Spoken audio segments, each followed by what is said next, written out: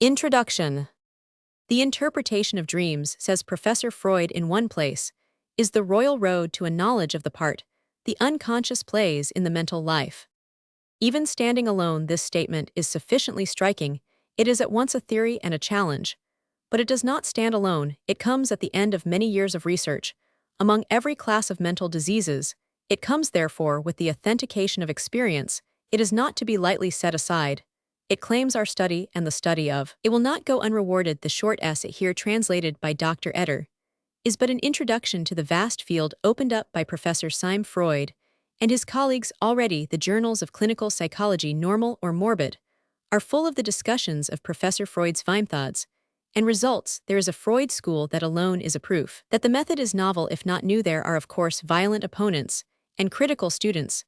The opponents may provoke, but it is to the critical students that Professor Freud will prefer to speak. The condemnation, said Hegel, that a great man lays upon the world is to force it to explain him of a new method, either of research or of treatment. And the Freud method is both the same. May be said, it is certain that whatever our prejudice against details may be, the theory of psychoanalysis and the treatment based upon it deserves, if only as a mental exercise, our critical consideration.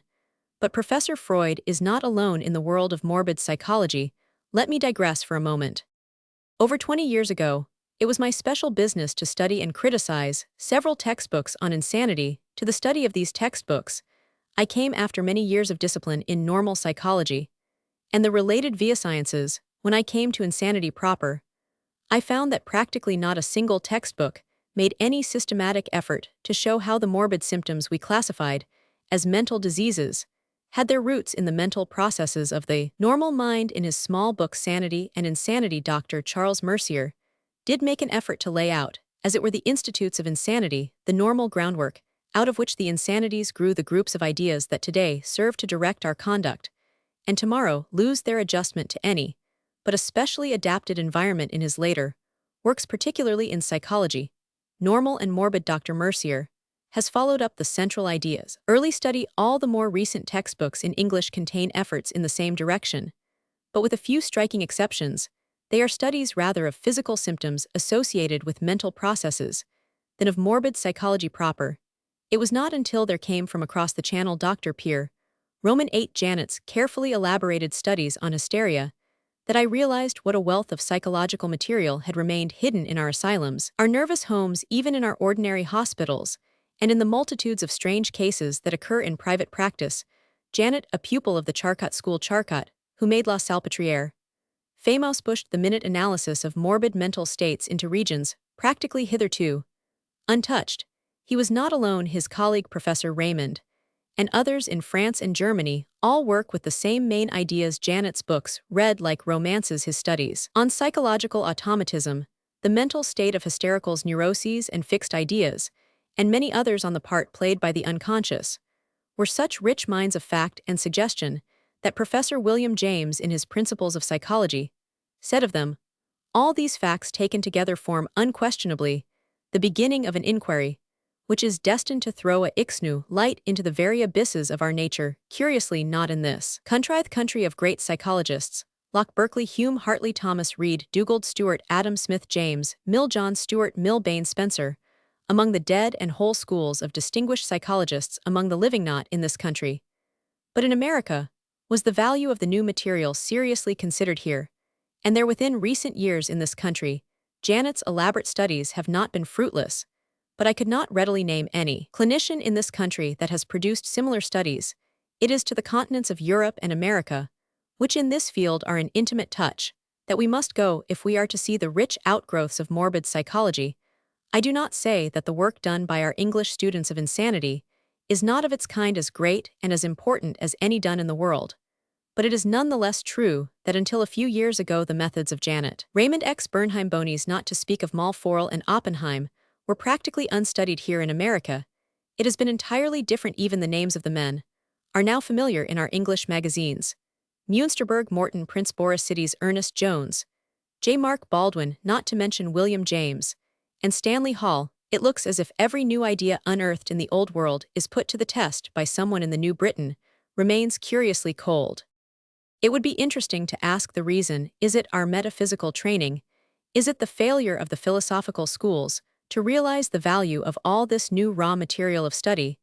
Is it perhaps the fear that the unity of consciousness may be endangered by the study of double personality, multiple personality, dissociation of consciousness, dormant complexes, hysterias, phobias, obsessions, psychoneuroses, fixed ideas, hysterical amnesias, hypermnesias, and the masses of other notions correlated roughly under the term unconscious?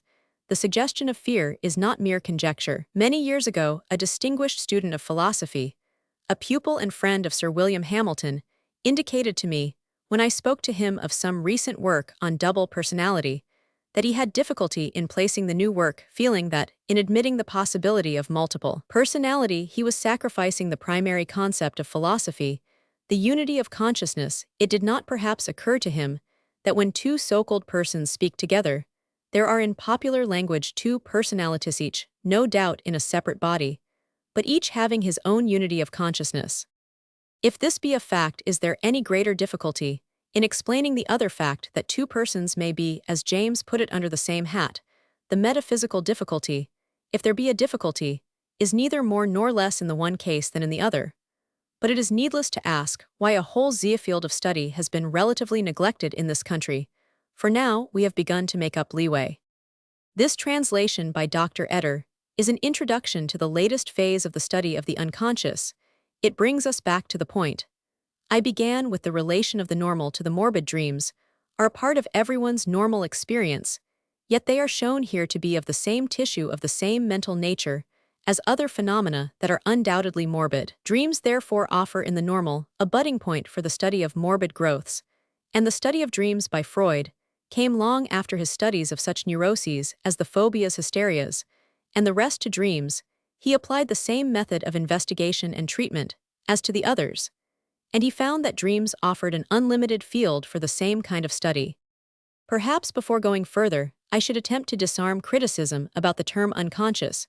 We speak of subconsciousness, consciousness, unconscious, mind, unconscious cerebration, or what other terms should we use here? It is better to avoid discussion, for we are concerned less with theory than with practice, and in Freud's work, whether we accept his theory or not, the practice is of primary importance. He takes the view that no conscious experience is entirely lost. What seems to have vanished from the current consciousness has really passed into a subconsciousness, where it lives on in an organized form, as real as if it were still part of the conscious personality. This view, with various modifications, is adopted by many students of morbid psychology, but there is another view. Muensterberg, for instance, maintains that it is unnecessary to speak of subconsciousness, for every fact can be explained in terms of physiology. He would accept the term co-conscious or co-consciousness. But in one chapter, he ends the discussion by saying, but whether we prefer the physiological account or insist on the co-conscious phenomena, in either case, is there any chance for the subconscious to slip in that a content of consciousness is to a high degree dissociated, or that the idea of the personality is split off, is certainly a symptom of pathological disturbance, but it has nothing to do with the constituting of two different kinds of consciousness, or with breaking the continuous sameness of consciousness itself. The most exceptional and most uncanny occurrences of the hospital teach, after all, the same which our daily experience ought to teach us. There is no subconsciousness. Psychotherapy, p. 157.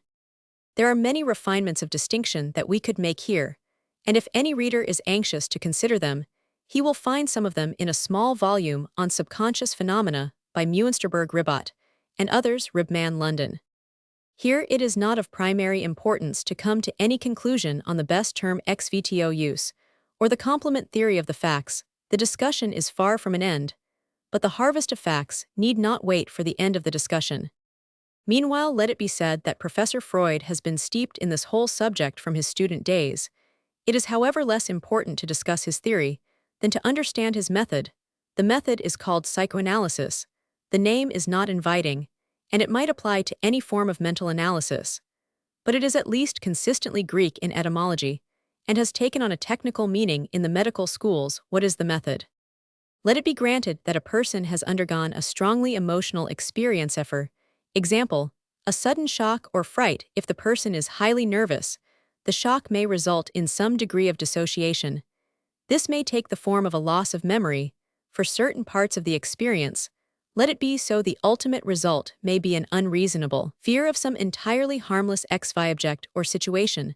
The person is afraid of a crowd or afraid of a closed door, or has an intense fear of some animal or person. For this fear, he can give no reason, he cannot tell when it began, nor why it persists. He may more or less overcome it, but he may not. All through his future life, he will go about with a helplessly unreasonable fear of a closed-door claustrophobia, or of a crowd agoraphobia. Minor varieties of such an affection are to be found in every person's experience on investigation. However the root of the fear can be discovered, it is the product of the original emotional shock. The intellectual details of the emotional experience have completely vanished from the memory, but the emotion remains, and it is attached to some accidental object or circumstance present in the original experience. Thousands of illustrations could be given. They are unfortunately only too numerous in this essay on the interpretation of dreams. The reader will find many simple cases. Romans 17. If now the person so affected is placed in a quiet room, if he is requested to concentrate his mind on the disturbing object or idea associated with his fear, if he is encouraged to observe passively the chance ideas which float up to him, when he thus concentrates himself, if he utters under the direction of his medical attendant every such idea as it comes into his mind, there is a strange result. These ideas, coming apparently by chance from nowhere in particular, are when carefully studied found to be linked up with some past experience, dating perhaps from months or years away. If each idea as it emerges is followed up, if the other ideas dragged into consciousness by it are carefully recorded, it is found that sooner or later, entirely forgotten experiences come into clear consciousness. There are many ways of helping this process. One of the ways is this: let a series of words be arranged. Let the doctor speak one of them to the patient. Let the patient, in the shortest time possible, exveto him, say right out whatever idea is suggested to him by the word. Let the time taken to make the response be recorded in seconds and fractions of a second, a thing easy enough to do with a stopwatch. Then, when the responses to a long series of words are all recorded, and the time each response has taken, it is found that some responses have taken much longer than others. This prolongation of the response time is always found whenever the test word has stirred up a memory associated with emotion by following up further the ideas stirred by this word. More ideas of a related kind are discovered, often to the patient's surprise. Things long forgotten come back to memory. Circumstances that apparently had no relation to the present consciousness are found to be linked in sequence with emotions, unreasoning fears, anxieties that apparently had no relation to any particular experience are found at last to be part and parcel of things that happened long ago. Once the doctor zixes his cue, he can range in many directions and probe the mind again and again until he reveals multitudes of suppressed memories, forgotten ideas, forgotten elements of experience. He can even get back into early childhood, which to the patient himself leaves many and many a blank area in the memory. But always the doctor lights sooner or later on some complex experience in which the particular fear or anxiety arose. But now, if the case is a suitable one, a still stranger thing happens when the forgotten experience has thus artfully been brought into the full light of consciousness. The patient finds himself satisfied with the explanation and loses his particular fear. He can now go back over the whole history of its genesis. He can link up the old experience to the new, and so he attains once more satisfaction and peace of mind. Up till now he could not be reasoned out of his anxiety. He had always an answer for any explanation. He had always a fresh, foolish XX reason for his fear. Now all this vanishes. He finds his mind once more running smoothly, and his phobia gone. The unreasoning dread has been tracked back to its lair, and its lair has been destroyed in the process. There are many other methods of achieving the same result. Let this generalized sketch suffice. What now is the theory? The theory is that the mental experience or complex had for some reason, and by some mechanism, been submerged or suppressed or forgotten. Freud maintains that there is a fundamental tendency in the mind to suppress every experience that is associated with painful emotion. This doctrine is allied to Bain's law of conservation, that painful experiences depress the vitality and tend to disappear, while pleasant experiences exalt the vitality and tend to remain in memory at any rate by some process. The painful experience disappears from conscious memory, but it does not cease to exist. It may lie dormant, or it may work subconsciously and throw up the emotional bubbles that continue without a known reason to excite the ordinary consciousness. But the complex, though deep and partly dormant, never gets beyond reach by the method of concentration, by the use of free associations, by the following up of all the clues offered by the ideas fished up the submerged complex, can element by element be brought back. When once it is brought back, the patient is restored, the dormant complexes once more resume their place in the total current of his experience, and the mind flows at peace. This is roughly the method of psychoanalysis. It has been applied in various types of neuroscience, obsessions, phobias, etc. It has not always succeeded in removing the morbid conditions, but it has succeeded so often that it may legitimately be regarded as a method of treatment. As a matter of discovery, it is arduous and demands the highest skill and invention. If it is to succeed incidentally, it reveals masses of unpleasant ideas, of painful ideas, even of disgusting ideas. But in the right hands, it leads to the healing of the mind. Macbeth's. How does your patient doctor? Doctors. Not so sick, my lord. As she is troubled with thick-coming fancies. That keep her from her rest. Macbeth's. Cure her of that. Canst thou not minister to a mind deceased? Pluck from the memory a rooted sorrow. Raise out the written troubles of the brain. And with some sweet oblivious antidote, cleanse the stuffed bosom of that perilous stuff, which weighs upon the heart. Doctors. Therein the patient must minister to himself. And here insensibly we have passed into the world of dreams. The morbid and the normal have come together. Dreams are the awaking of dormant complexes. They are transfigured experiences.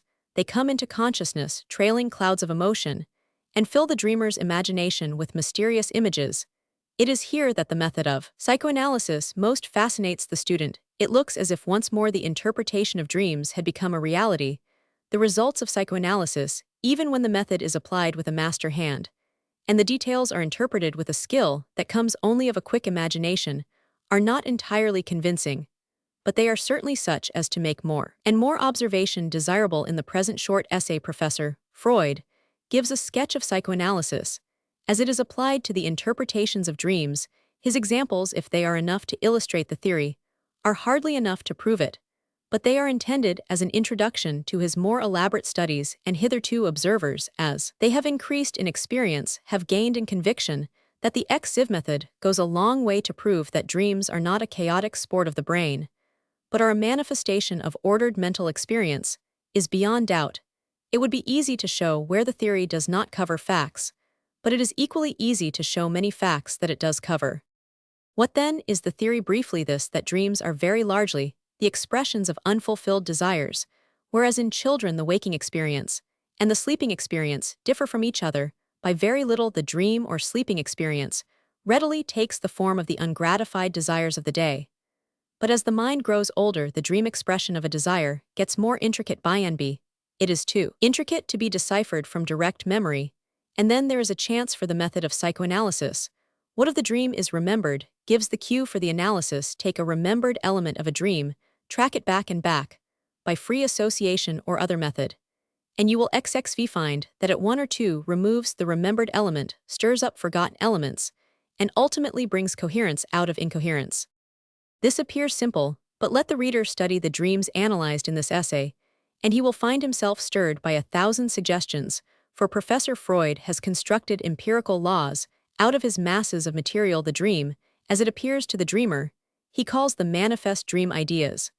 But as these are too absurd to form a coherent reality, he gives ground for believing that they represent latent dream ideas. The manifest dream is a mass of symbols representing elements in the latent dream ideas. How the latent dream ideas generate the manifest dream is discovered by psychoanalysis.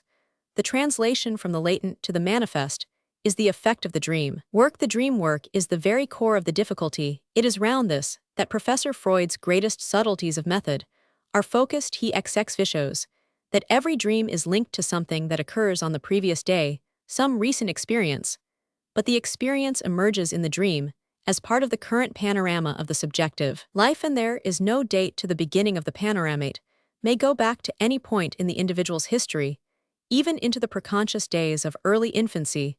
The day's experience and the life's experience flow in a single stream, and the images that appear in dreams are but the symbols of all the latent ideas of that experience. How, by displacement of this element, or that compound symbols, are formed how by the foreshortening of experience, and the linking of the past with the present in a single idea, masses of old memories are clotted into a single point how in the freedom of the dream world, where the tension of the waking life is relaxed, where the exacting stimulations of the day are reduced, where the consciousness of duty to be done in the highly organized conditions of social conduct xxvis lowered, where in a word the censor is drowsy or asleep, where the dream symbols shape themselves into dramatic scenes of endless varieties.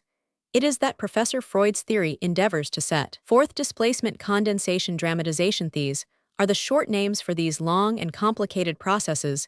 In the course of his expositions, Professor Freud uses these processes almost as if they were demons, and he admits frankly their figurative character, but he pleads that they represent real processes and is ready to accept better names when he finds them. To trace back the dream images to a definite meaning in experience is the aim of the psychoanalysis of dreams, and the successes in these must be tested by the facts. Sometimes the results are highly persuasive, sometimes they look highly fanciful. Always, they are full of suggestion and keep close to realities. The dream symbolism in particular, it is easy to criticize. But after all, dream symbolism xxvia is a reality. The point to investigate is what dream images are legitimately considered symbolic, and what not. One has only to remember that every word spoken or written is a symbol, and a symbol in much the same sense as the symbolism of dreams. For every written or spoken word is a complicated series of motions that express meanings. The dream images are complicated series of images that express meanings. The difficulty of symbolism is no greater in the one case than in the other, but the variety of dream symbols is so immense that the difficulties of tracing their meaning are enormous. It is here that the method meets its greatest difficulties, but equally it is here that it scores its greatest triumphs. Spoken or written language is a technically organized system of symbols. Dream language is as yet a poorly organized system of symbols. The method of psychoanalysis aims at organizing them. Some test results are described in this essay, multitudes of others are to be found in the X6 literature that is flowing from the application of the psychoanalytic method. Time alone will show how far the organization of dream symbols into a definite language of dreams is in any given society actual or possible. But the effort of organization has led Professor Freud to another fine fetch of theory for his dream symbolism, suggests many curious explanations for the mythologies of all ages and all countries. Myth symbols that seem to defy explanation. He traces back to their roots in the unconscious of primitive man. That the emotions of sex should play an enormous part in the processes of analysis is to be expected, for the sex emotions are among the deepest, if not the deepest, of our nature and color. Every experience from their proximate beginning in infancy, and Freud's theory here is of immense significance. Their multiform derivatives in adult life, the sex emotions exercise an influence on every phase of development, and in one form or another are themselves XXXA normal index of the stages of development. It is therefore reasonable to expect that they should play a great part in the formation of obsessions, of fixed ideas, of perversions, of repressed complexes. In every civilization, as Freud indicates, the sex emotions are the most difficult to control and have demanded the greatest amount of restraint. Restraints lead to repressions, repressions lead to dissociations, dissociations lead to irregularities of action. When therefore, as in dreams, the restraints of the social day are withdrawn naturally, the repressed ideas tend to emerge once more. How much these ideas account for in the hysterias, how much the shocks of despised love affect even the normal life, needs no emphasis. But Freud pushes his analysis farther and tracks the sex emotions, like many other fundamental emotions, into 1,000 bypaths of ordinary experience. But it would be foolishness to say that sex emotions are everything in the ruins of the Roman 31 buried temple. Far from it. What is true of the sex emotions is true of all other emotions in their varying degrees, and often what looks like predominant sex emotions may turn out to be accidental rather than causative, a concomitant symptom rather than the initiatory center of disturbance. But these points are all controversial. It is the object of Freud to put them to the test. If his general theory be true, the dream world will more and more become the revealer of our deepest and oldest experience. It would be easy to fill many pages with illustrative items and relative criticisms, But that is not the purpose of an introduction here. I am concerned simply to recommend this essay to the careful study of all those interested in the mental history of the individual, and in the blotting out from the mind of needless fears and anxieties, and no one need hesitate to enter on this study, whatever his metaphysical theories, maybe even the unity XXZ of consciousness, will not suffer for through his unending efforts to link the experiences of the day with the whole experience of the individual life. Professor Freud, by the union of buried consciousness, restores to the mind a new unity of consciousness.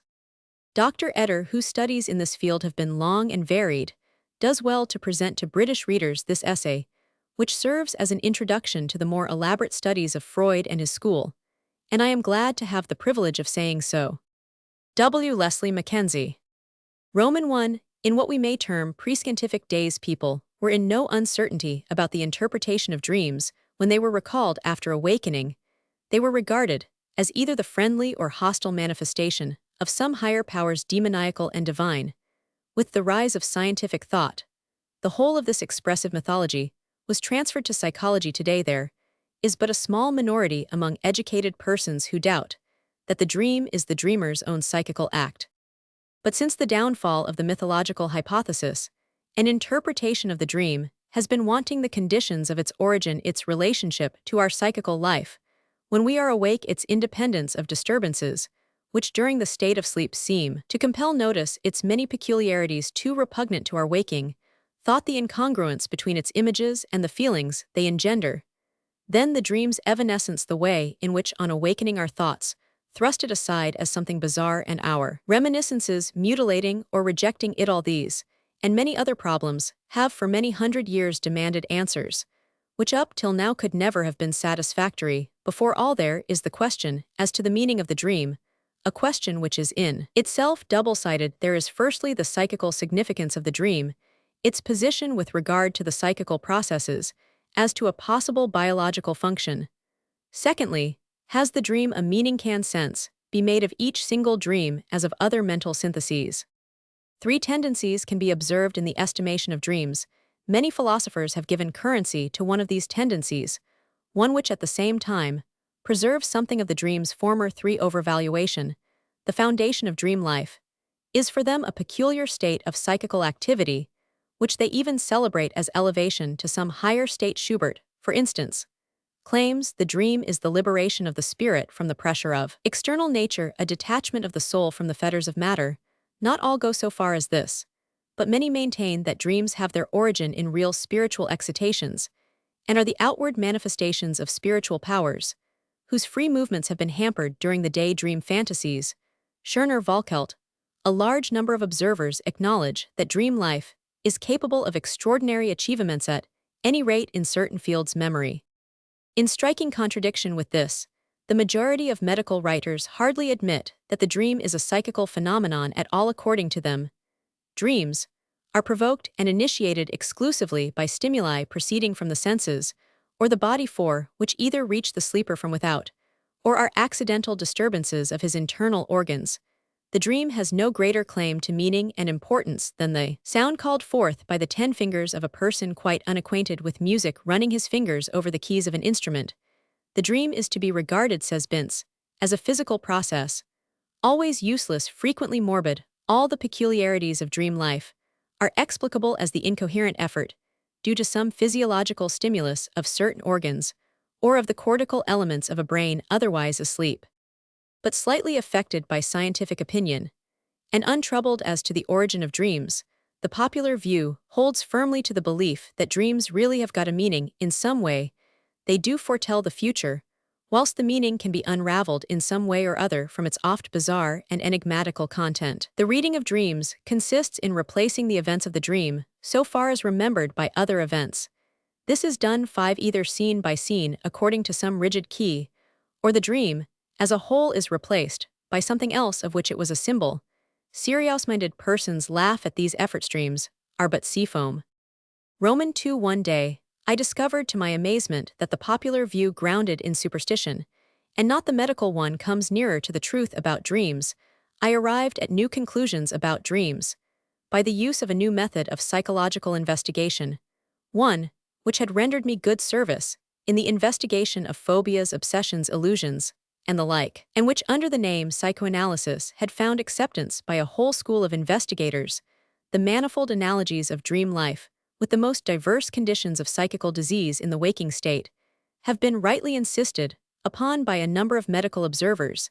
It seemed therefore a priori hopeful to apply to the interpretation of dreams methods of investigation which had been tested in psychopathological 7 processes obsessions, and those peculiar sensations of haunting dread remain as strange to normal consciousness as do dreams to our waking consciousness. Their origin is as unknown to consciousness as is that of dreams. It was practical ends that impelled us in these diseases to fathom their origin, and formation experience had shown us that a cure and a consequent mastery of the obsessing ideas did result. When once those thoughts, the connecting links between the morbid ideas and the rest of the psychical content, were revealed, which were heretofore veiled from consciousness, the procedure I employed for the interpretation of dreams thus arose from psychotherapy. This procedure is readily described, although its practice demands instruction and experience. Suppose the patient is suffering from intense morbid dread.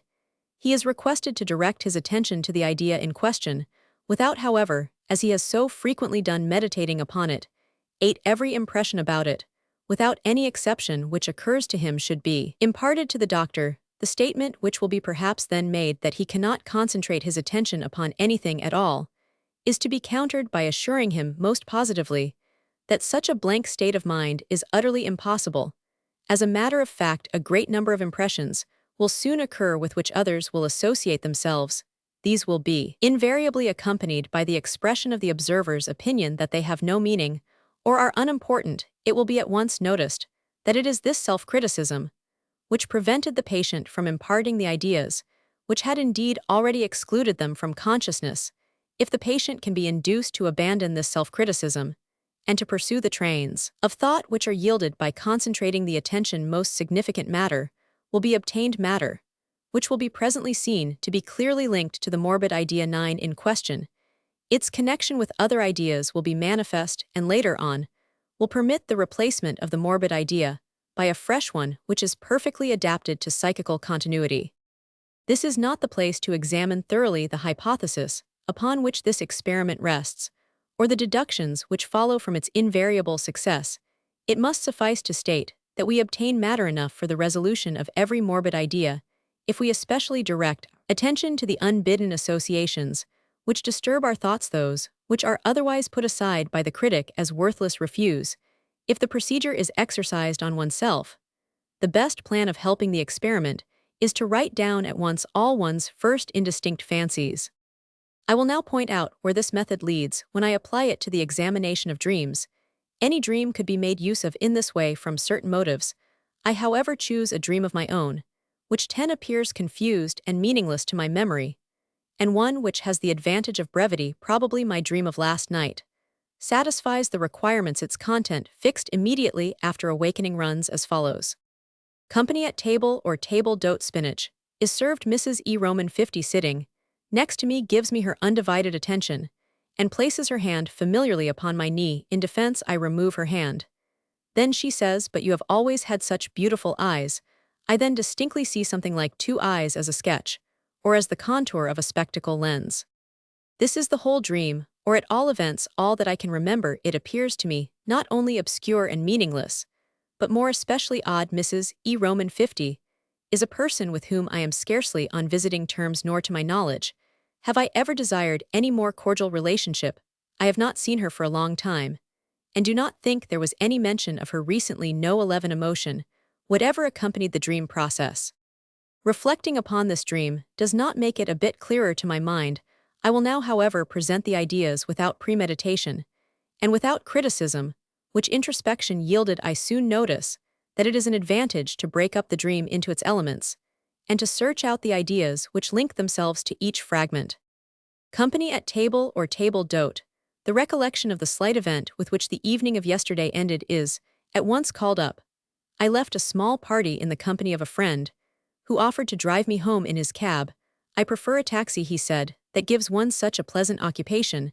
There is always something to look at." When we were in the cab, and the cab driver turned the disc, so that the first 60 hellers were visible, I continued. The jest we have hardly got in, and we already owe 60 hellers. The taxi always 12 reminds me of the table d'hote. It makes me avaricious and selfish, by continuously reminding me of my debt. It seems to me to mount up too quickly, and I am always afraid that I shall be at a disadvantage, just as I cannot resist at table d'hote the comical fear that I am getting too little, that I must look after myself in far-fetched connection with this. I quote, "To earth, this weary earth, ye bring us. To guilt, ye let us heedless go." Another idea about the table d'hote. A few weeks ago, I was very cross with my dear wife at the dinner table at a Tyrolese health resort, because she was not sufficiently reserved with some neighbors, with whom I wished to have absolutely nothing to do. I begged her to occupy herself rather with me than with the strangers. That is just as if I had been at a disadvantage at the table d'hote. The contrast between the behavior of my wife at that table and that of Mrs. E. Roman 50 in 13, the dream now strikes me addresses herself entirely to me. Further, I now notice that the dream is the reproduction of a little scene which transpired between my wife and myself. When I was secretly courting her, the caressing under cover of the tablecloth was an answer to a wooer's passionate letter in the dream. However, my wife is replaced by the unfamiliar E. Roman 50. Mrs. E. Roman 50 is the daughter of a man to whom I owed money. I cannot help noticing that here there is revealed an unsuspected connection between the dream content and my thoughts. If the chain of associations be followed up, which proceeds from one element of the dream, one is soon led back to another of its elements. The thoughts evoked by the dream stir up associations, which were not noticeable in the dream itself. Is it not customary, when someone expects others to look after his interests without any advantage to themselves, to ask 14 the innocent question, satirically, "Do you think this will be done for the sake of your beautiful eyes?" Hence, Mrs. E. Roman 50's speech in the dream, "You have always had such beautiful eyes," means nothing but, "People always do everything to you, for love of you. You have had everything for nothing." The contrary is of course the truth. I have always paid dearly for whatever kindness others have shown me. Still, the fact that I had a ride for nothing yesterday, when my friend drove me home in his cab, must have made an impression upon me. In any case, the friend whose guests we were yesterday has often made me his debtor recently. I allowed an opportunity of requiting him to go by. He has had only one present from me, an antique shawl, upon which eyes are painted all round a so-called occhiale, as a charm against the malocchio. Moreover, he is an eye specialist. That same evening I had asked him after a patient, whom I had sent to him for glasses. As I remarked, nearly all parts of the 15 dream have been brought into this new connection. I still might ask why in the dream it was spinach that was served up, because spinach called up a little scene, which recently occurred at our table. A child, whose beautiful eyes are really deserving of praise, refused to eat spinach. As a child I was just the same. For a long time I loathed spinach, until in later life my tastes altered, and it became one of my favorite dishes. The mention of this dish brings my own childhood and that of my child's near together. "You should be glad that you have some spinach," his mother had said to the little gourmet. Some children would be very glad to get spinach. Thus I am reminded of the parents' duties towards their children. Goethe's words, "To earth, this weary earth, ye bring us. To guilt, ye let us heedless go," take on another meaning in this connection. Here I will stop in order that I may 16 recapitulate the results of the analysis of the dream, by following the associations which were linked to the single elements of the dream torn from their context. I have been led to a series of thoughts and reminiscences, where I am bound to recognize interesting expressions of my psychical life. The matter yielded by an analysis of the dream stands in intimate relationship with the dream content. But this relationship is so special that I should never have been able to have inferred the new discoveries directly from the dream itself. The dream was passionless, disconnected, and unintelligible. During the time that I am unfolding the thoughts at the back of the dream, I feel intense and well-grounded emotions. The thoughts themselves fit beautifully together into chains logically bound together with certain central ideas, which ever repeat themselves.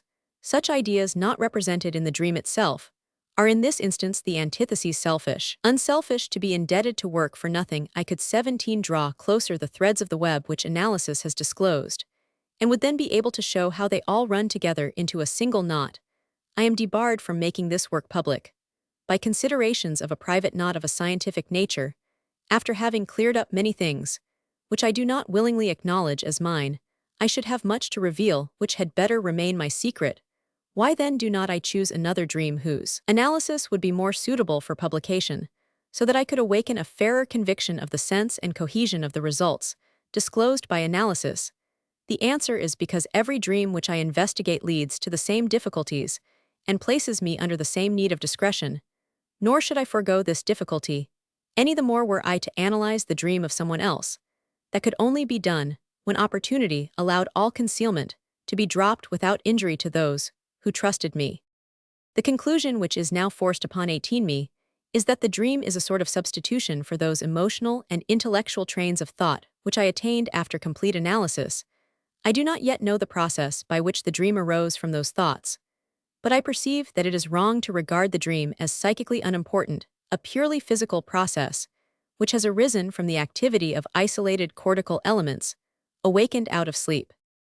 I must further remark that the dream is far shorter than the thoughts which I hold it replaces, whilst analysis discovered that the dream was provoked by an unimportant occurrence the evening before the dream. Naturally, I would not draw such far-reaching conclusions if only one analysis were known to me. Experience has shown me that, when the associations of any dream are honestly followed, such a chain of thought is revealed, the constituent parts of the dream reappear correctly, and sensibly linked together. The slight suspicion that this concatenation was merely an accident 19 of a single first observation must therefore be absolutely relinquished. I regard it therefore as my right to establish this new view by a proper nomenclature. I contrast the dream which my memory evokes with the dream and other added matter revealed by analysis. The former I call the dream's manifest content, the latter, without at first further subdivision, its latent content. I arrive at two new problems hitherto unformulated. 1. What is the psychical process which has transformed the latent content of the dream into its manifest content? 2. What is the motive, or the motives, which have made such transformation exigent? The process by which the change from latent to manifest content is executed. I name the dream work. In contrast with this is the work of analysis, which produces the reverse transformation. The other problems of the dream: the inquiry as to its stimuli, as to the source of its materials, as to its possible purpose, the function of dreaming, the forgetting of 20 dreams. These I will discuss in connection with the latent dream content. I shall take every care to avoid a confusion between the manifest and the latent content, for I ascribe all the contradictory, as well as the incorrect accounts of dream life, to the ignorance of this latent content, now first laid bare through analysis. Roman 3. The conversion of the latent dream thoughts into those manifest deserves our close study, as the first known example of the transformation of psychical stuff, from one mode of expression into another, from a mode of expression, which moreover is readily intelligible, into another which we can only penetrate by effort, and with guidance, although this new mode must be equally reckoned as an effort of our own psychical activity. From the standpoint of the relationship of latent to manifest dream content, dreams can be divided into three classes. We can in the first place distinguish those dreams which have a meaning and are at the same time intelligible, which allow us to penetrate into our psychical life. Without further ado, such dreams are numerous. They are usually 22 short, and as a general rule do not seem very noticeable, because everything remarkable or exciting surprise is absent. Their occurrence is moreover a strong argument against the doctrine, which derives the dream from the isolated activity of certain cortical elements. All signs of a lowered or subdivided psychical activity are wanting, yet we never raise any objection to characterizing them as dreams, nor do we confound them with the products of our waking life. A second group is formed by those dreams, which are indeed self-coherent and have a distinct meaning, but appear strange, because we are unable to reconcile their meaning with our mental life. That is the case when we dream, for instance, that some dear relative has died of plague. When we know of no ground for expecting, apprehending, or assuming anything of the sort, we can only ask ourselves wonderingly, what brought that into my head? 2. The third group, those dreams belong which are void of both meaning and intelligibility. 23. They are incoherent, complicated, and meaningless. The overwhelming number of our dreams partake of this character, and this has given rise to the contemptuous attitude towards dreams and the medical theory of their limited psychical activity. It is especially in the longer and more complicated dream plots that signs of incoherence are seldom missing. The contrast between manifest and latent dream content is clearly only of value for the dreams of the second, and more especially for those of the third class here, are problems which are only solved when the manifest dream is replaced by its latent content. It was an example of this kind, a complicated and unintelligible dream that we subjected to analysis against our expectation. We, however, struck upon reasons which prevented a complete cognizance of the latent dream. Thought on the repetition of this same experience, we were forced to the supposition that there is an intimate bond with laws of its own between 24, the unintelligible and complicated nature of the dream, and the difficulties attending communication of the thoughts connected with the dream. Before investigating the nature of this bond, it will be advantageous to turn our attention to the more readily intelligible dreams of the first class, where the manifest and latent content, being identical, the dream work, seems to be omitted. The investigation of these dreams is also advisable from another standpoint. The dreams of children are of this nature, they have a meaning, and are not bizarre. This, by the way, is a further objection to reducing dreams to a dissociation of cerebral activity in sleep. For why should such a lowering of psychical functions belong to the nature of sleep in adults, but not in children? We are, however, fully justified in expecting that the explanation of psychical processes in children, essentially simplified as they may be, should serve as an indispensable preparation towards the psychology of the adult. I shall therefore cite some examples of dreams which I have gathered from children. A girl of 19 months was made to go without food for a day because she had been sick in the morning, and according to nurse, had made herself ill through eating strawberries during the night after her day of fasting. She was heard calling out her name during sleep, and adding "Tawberry eggs." Pap, she is dreaming that she is eating, and selects out of her menu exactly what she supposes she will not get much of just now. The same kind of dream about a forbidden dish was that of a little boy of 22 months. The day before he was told to offer his uncle a present of a small basket of cherries, of which the child was, of course, only allowed one to taste, he woke up with the joyful news Herman eaten up all the cherries. A girl of 3.5 years had made during the day a sea trip which was too short for her, and she cried when she had 26 to get out of the boat. The next morning her story was that during the night she had been on the sea, thus continuing the interrupted trip. A boy of 5.5 years was not at all pleased with his party during a walk in the Dachstein region. Whenever a new peak came into sight he asked if that were the Dachstein, and finally refused to accompany the party to the waterfall. His behavior was ascribed to fatigue, but a better explanation was forthcoming. When the next morning he told his dream, he had ascended the Dachstein. Obviously, he expected the ascent of the Dachstein to be the object of the excursion, and was vexed by not getting a glimpse of the mountain. The dream gave him what the day had withheld. The dream of a girl of 6 was similar. Her father had cut short the walk before reaching the promised objective on account of the lateness of the hour. On the way back, she noticed a signpost giving the name of another place for excursions, 27. Her father promised to take her there also some other day. She greeted her father next day with the news that she had dreamt that her father had been with her to both places. What is common in all these dreams is obvious. They completely satisfy wishes excited during the day, which remain unrealized. They are simply and undisguisedly realizations of wishes. The following child dream, not quite understandable at first sight, is nothing else than a wish realized on account of poliomyelitis. A girl not quite 4 years of age was brought from the country into town and remained overnight with a childless aunt in a big for her naturally huge bed. The next morning, she stated that she had dreamt that the bed was much too small for her, so that she could find no place in it. To explain this dream as a wish is easy when we remember that to be big is a frequently expressed wish of all children. The bigness of the bed reminded 28 Miss Littlewood big only too forcibly of her smallness. This nasty situation became righted in her dream, and she grew so big that the bed now became too small for her. Even when children's dreams are complicated and polished, their comprehension as a realization of desire is fairly evident. A boy of 8 dreamt that he was being driven with Achilles in a war chariot guided by Diomes the day before he was assiduously reading about great heroes. It is easy to show that he took these heroes as his models and regretted that he was not living in those days. From this short collection, a further characteristic of the dreams of children is manifest their connection with the life of the day. The desires which are realized in these dreams are left over from the day, or as a rule the day previous, and the feeling has become intently emphasized and fixed during the day. Thoughts accidental and indifferent matters, or what must appear so 29 to the child, find no acceptance in the contents of the dream.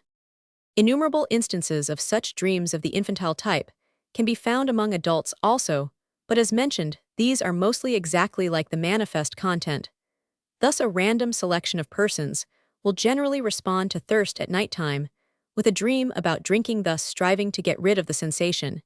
And to let sleep continue, many persons frequently have these comforting dreams before waking. Just when they are called, they then dream that they are already up, that they are washing or already in school, at the office, etc., where they ought to be at a given time the night before an intended journey. One not infrequently dreams that one has already arrived at the destination before going to a play or to a party. The dream not infrequently anticipates in impatience, as it were the expected pleasure. At other times the dream expresses the realization of the desire, somewhat indirectly. Some 30 connection. Some sequel must be known. The first step towards recognizing the desire. Thus, when a husband related to me the dream of his young wife, that her monthly period had begun, I had to bethink myself that the young wife would have expected a pregnancy. If the period had been absent, the dream is then a sign of pregnancy. Its meaning is that it shows the wish realized that pregnancy should not occur just yet under unusual and extreme circumstances. These dreams of the infantile type become very frequent. The leader of a polar expedition tells us, for instance, that during the wintering amid the ice, the crew, with their monotonous diet and slight rations, dreamt regularly like children of fine meals, of mountains of tobacco, and of home. It is not uncommon that out of some long, complicated, and intricate dream, one specially lucid part stands out, containing unmistakably the realization of a desire, but bound up with much unintelligible matter. On more frequently analyzing the seemingly 31 more transparent dreams of adults, it is astonishing to discover that these are rarely as simple as the dreams of children, and that they cover another meaning beyond that of the realization of a wish. It would certainly be a simple and convenient solution of the riddle if the work of analysis made it at all possible for us to trace the meaningless and intricate dreams of adults back to the infantile type, to the realization of some intensely experienced desire of the day. But there is no warrant for such an expectation. Their dreams are generally full of the most indifferent and bizarre matter, and no trace of the realization of the wish is to be found in their content. Before leaving these infantile dreams, which are obviously unrealized desires, we must not fail to mention another chief characteristic of dreams, one that has been long noticed, and one which stands out most clearly in this class. I can replace any of these dreams by a phrase expressing a desire: if the sea trip had only lasted longer, if I were only washed and dressed, if I had only been allowed to keep the cherries, instead of giving them to my uncle. But the dream gives something more than the choice, for here the desire is already realized. Its realization is real and actual. The dream presentations consist chiefly, if not wholly, of scenes, and mainly of visual sense images. Hence, a kind of transformation is not entirely absent in this class of dreams, and this may be fairly designated as the dream work. An idea merely existing in the region of possibility is replaced by a vision of its accomplishment. Roman 4, we are compelled to assume that such transformation of scene has also taken place in intricate dreams, though we do not know whether it has encountered any possible desire. The dream, instanced at the commencement, which we analyzed somewhat thoroughly, did give us occasion in 2 places to suspect something of the kind. Analysis brought out that my wife was occupied with others at table, and that I did not like it in the dream itself. Exactly the opposite occurs for the person who replaces. My wife gives me her undivided attention, but can one wish for anything pleasanter after a disagreeable incident than that the exact contrary should have occurred, just as the dream has it? The stinging thought in the analysis that I have never had anything for nothing is similarly connected. 34 with the woman's remark in the dream: you have always had such beautiful eyes. Some portion of the opposition between the latent and manifest content of the dream must be therefore derived from the realization of a wish.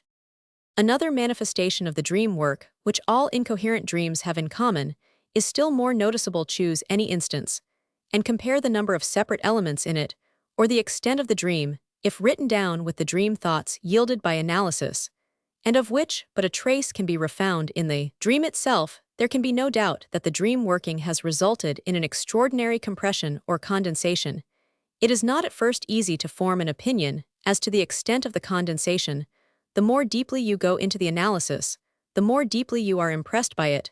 there will be found no factor. In the dream, whence the chains of associations do not lead in two or more directions, no scene, which has not 35 been pieced together, out of two or more impressions and events. For instance, I once dreamt about a kind of swimming bath, where the bathers suddenly separated in all directions at one place on the edge. Person stood bending towards one of the bathers, as if to drag him out. The scene was a composite, one made up out of an event that occurred at the time of puberty, and of two pictures, one of which I had seen just shortly before the dream.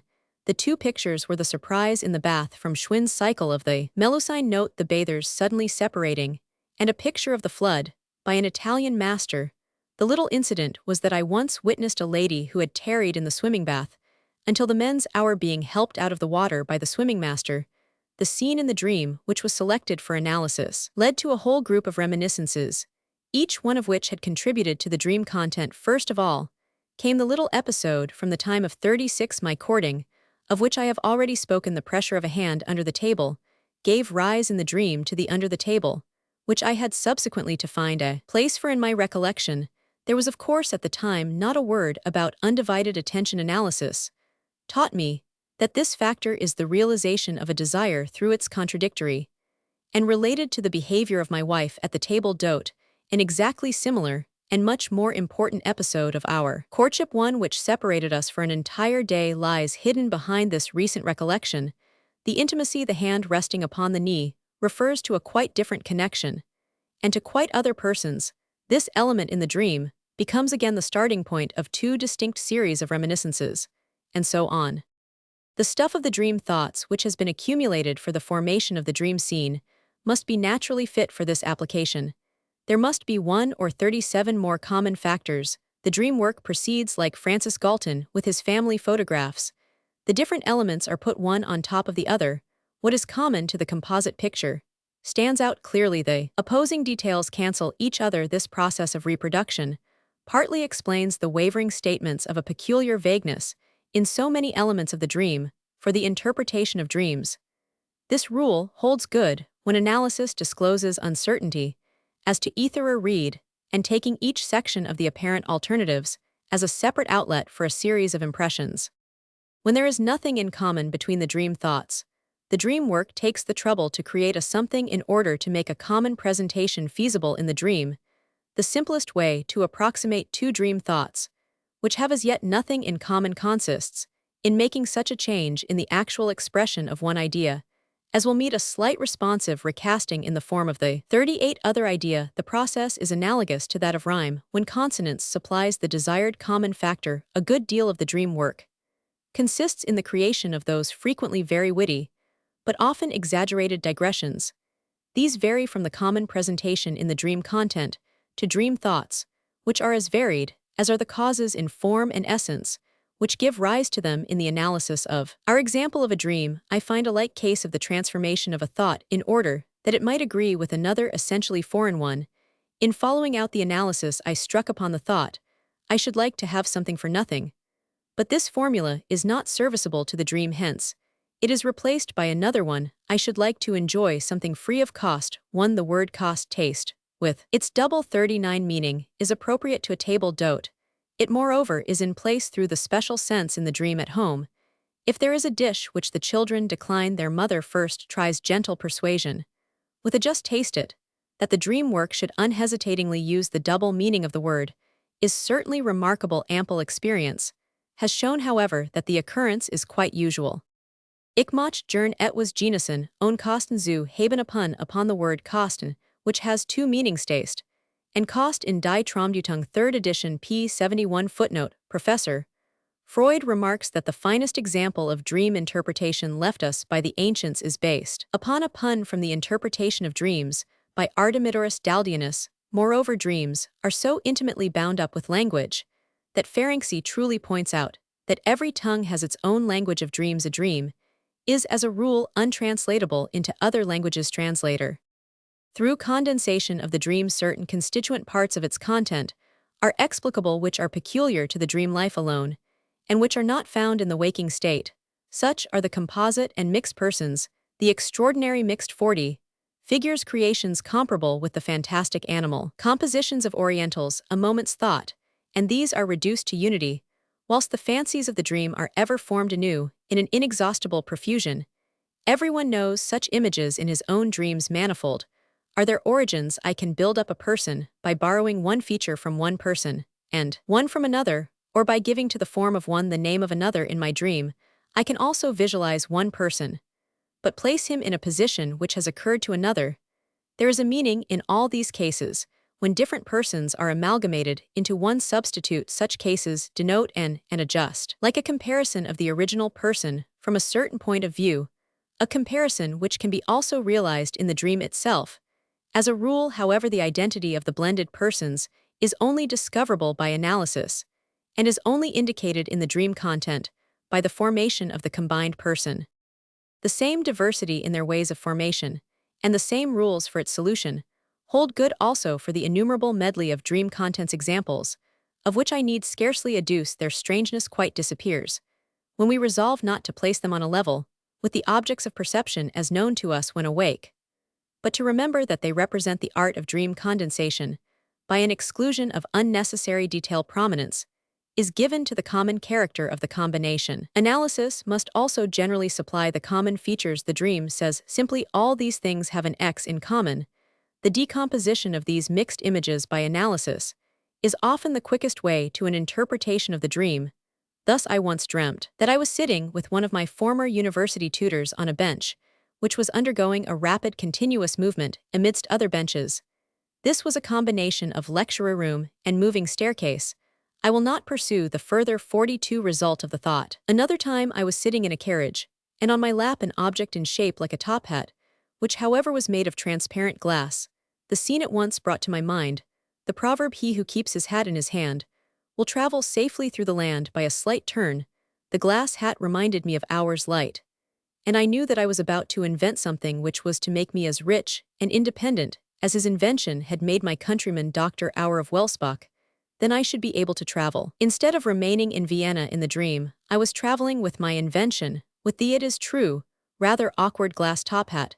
The dream work is peculiarly adept at representing two contradictory conceptions by means of the same mixed image. Thus, for instance, a woman dreamt of herself carrying a tall flower stalk, as in the picture of the Annunciation. Chastity Mary is her own name, but the stalk was bedecked with thick white blossoms, resembling 43 camellias, contrast with Chastity la Dame aux camellias. A great deal of what we have called dream condensation can be thus formulated. Each one of the elements of the dream content is overdetermined by the matter of the dream thoughts. It is not derived from one element of these thoughts, but from a whole series. These are not necessarily interconnected in any way, but may belong to the most diverse spheres of thought. The dream element truly represents all this disparate matter. In the dream content analysis, moreover, discloses another side of the relationship between dream content and dream thoughts. Just as one element of the dream leads to associations with several dream thoughts, so as a rule the one dream thought represents more than one dream element. The threads of the association do not simply converge from the dream thoughts to the dream content, but on the way they overlap and interweave in every way. Next to the transformation of one thought in the scene, its dramatization, condensation, is the most important and most characteristic feature of the dream work. We have as yet no clue as to the motive calling for such compression of the content.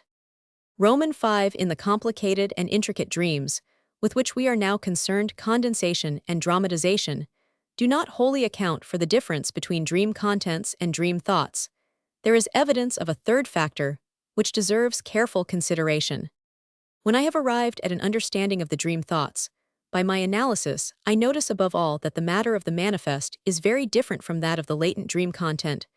That is, I admit only an apparent difference, which vanishes on closer investigation, for in the end, I find the whole dream content carried out in the dream thoughts, nearly all the dream thoughts again, represented in the dream content. Nevertheless, there does remain a certain amount of difference. The essential content, which stood out 46 clearly and broadly in the dream, must after analysis rest satisfied with a very subordinate role among the dream thoughts. These very dream thoughts, which going by my feelings have a claim to the greatest importance, are either not present at all in the dream content, or are represented by some remote illusion in some obscure region of the dream. I can thus describe these phenomena during the dream work: the psychical intensity of those thoughts and conceptions, to which it properly pertains flows to others, which in my judgment have no claim to such emphasis. There is no other process which contributes so much to concealment of the dream's meaning, and to make the connection between the dream content and dream ideas irrecognizable during this process, which I will call the dream displacement. I notice also the psychical intensity, significance, or emotional nature of the thoughts become transposed in sensory vividness. What was clearest in the dream seems to me without further 47 consideration the most important, but often in some obscure element of the dream, I can recognize the most direct offspring of the principal dream thought. I could only designate this dream displacement as the transvaluation of psychical values. The phenomena will not have been considered in all its bearings, unless I add that this displacement, or transvaluation, is shared by different dreams in extremely varying degrees. There are dreams which take place almost without any displacement. These have the same time meaning and intelligibility as we found in the dreams which recorded a desire in other dreams. Not a bit of the dream idea has retained its own psychical value, or everything essential in these dream ideas has been replaced by unessentials, whilst every kind of transition between these conditions can be found. The more obscure and intricate a dream is, the greater is the part to be ascribed to the impetus of displacement in its formation. The example that we chose for analysis shows at least this much of displacement, that its content has a different center of interest from that of the dream ideas in the forefront of the dream content. The main scene appears as if a woman wished to make advances to me in the dream idea. The chief interest rests on the desire to enjoy disinterested love, which shall cost nothing. This idea lies at the back of the talk about the beautiful eyes and the far-fetched allusion to spinach. If we abolish the dream displacement, we attain through analysis quite certain conclusions regarding two problems of the dream, which are most disputed as to what provokes a dream at all, and as to the connection of the dream with our waking life. There are dreams which at once expose their links with the events of the day. In others, no trace of such a connection can be found. By the aid of analysis, it can be shown that every dream without any exception is linked up with our impression of 49, the day, or perhaps it would be more correct to say of the day previous to the dream. The impressions which have incited the dream may be so important that we are not surprised at our being occupied with them. Whilst awake in this case, we are right in saying that the dream carries on the chief interest of our waking life. More usually, however, when the dream contains anything relating to the impressions of the day, it is so trivial, unimportant, and so deserving of oblivion that we can only recall it with an effort. The dream content appears then, even when coherent and intelligible, to be concerned with those indifferent trifles of thought undeserving of our waking interest.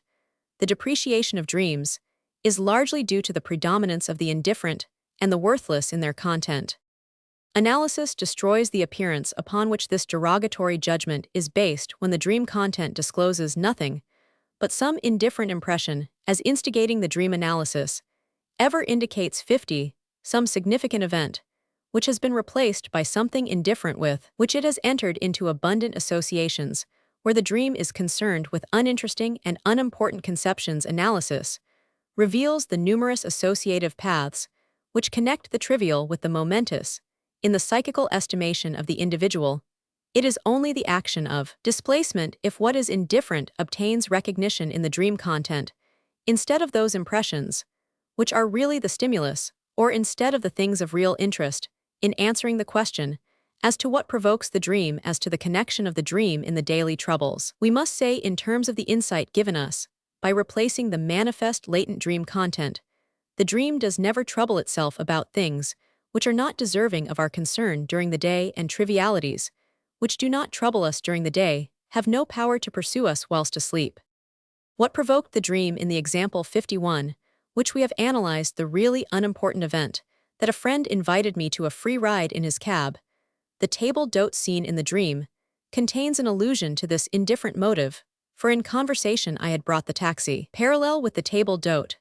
But I can indicate the important event, which has as its substitute the trivial one. A few days before I had disbursed a large sum of money for a member of my family who is very dear to me. Small wonder, says the dream thought, if this person is grateful to me, for this thy's love is not cost-free, but love that shall cost nothing is one of the prime thoughts of the dream. The fact that shortly before this I had had several drives with the relative in question puts the one drive with my friend in a position to recall the connection with the other person. The indifferent impression, which by such ramifications provokes the dream, is subservient to another condition, which is not true of the real source of the dream. The impression 52 must be a recent one, everything arising from the day of the dream. I cannot leave the question of dream displacement without the consideration of a remarkable process in the formation of dreams, in which condensation and displacement work together towards one end. In condensation, we have already considered the case where two conceptions in the dream having something in common, some point of contact, are replaced in the dream content by a mixed image where the distinct germ corresponds to what is common and the indistinct secondary modifications to what is distinctive. If displacement is added to condensation, there is no formation of a mixed image, but a common mean which bears the same relationship to the individual elements as does the resultant in the parallelogram of forces to its components. In one of my dreams, for instance, there is talk of an injection with propyl on first analysis. I discovered an indifferent but true incident where amyl 53 played a part as the excitant of the dream. I cannot yet vindicate the exchange of amyl for propyl to the round of ideas of the same dream. However, there belongs the recollection of my first visit to Munich, when the propolis struck me. The attendant circumstances of the analysis render it admissible that the influence of this second group of conceptions caused the displacement of amyl to propyl. Propyl is, so to say, the mean idea between amyl and propyla. It got into the dream as a kind of compromise by simultaneous condensation and displacement. The need of discovering some motive for this bewildering work of the dream is even more called for in the case of displacement than in condensation. Romans 6, although the work of displacement must be held mainly responsible if the dream thoughts are not refound or recognized in the dream content, unless the motive of the changes be guessed, it is another and milder kind of transformation which will be considered with the dream thoughts, which leads to the discovery of a new but readily understood act of the dream work. The first dream thoughts, which are unraveled by analysis, frequently strike one by their unusual wording. They do not appear to be expressed in the sober form which our thinking prefers, rather are they expressed symbolically by allegories and metaphors like the figurative language of the poets. It is not difficult to find the motives for this degree of constraint in the expression of dream ideas.